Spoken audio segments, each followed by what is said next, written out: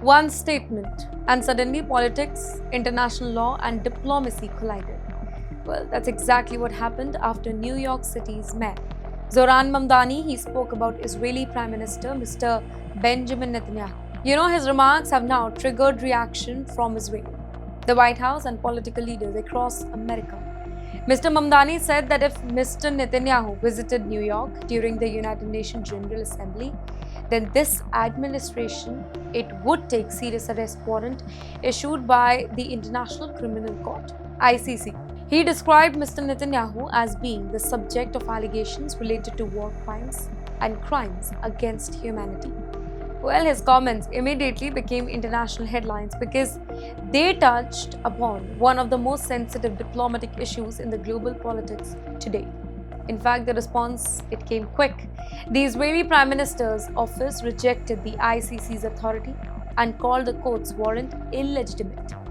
In the meantime, the US President, Mr. Donald Trump, also made his position clear, saying that Mr. Netanyahu would not be arrested while he is in the US. Although Mr. Trump he did not directly mention Mr. Mamdani here, his statement left a little doubt about where his administration stands on the issue. This entire episode highlights just how deeply divided international opinion has become over the war in Gaza. Some countries continue supporting Israel's military action, though, while others argue that international law must apply equally to everyone, regardless of their position or power. These debates are no longer limited to West Asia, though. They are now shaping politics in Europe, America, and even the United Nations. Well, as global leaders prepare for more diplomatic meetings in the coming month, this issue is unlikely to disappear.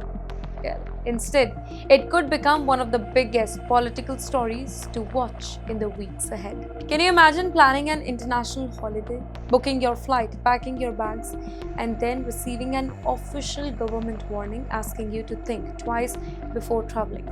Well, that is exactly what many Americans are now seeing. As tension with Iran continue to grow, the US State Department has once again issued a nationwide caution warning American citizens about increasing security risks, and that too across the West Asia.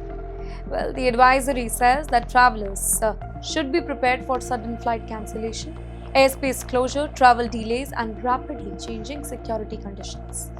Well, it also warns that if the conflict expands further, Iran or groups allied with Iran, they could target American diplomatic mission, government facilities, and locations associated with the US interests overseas.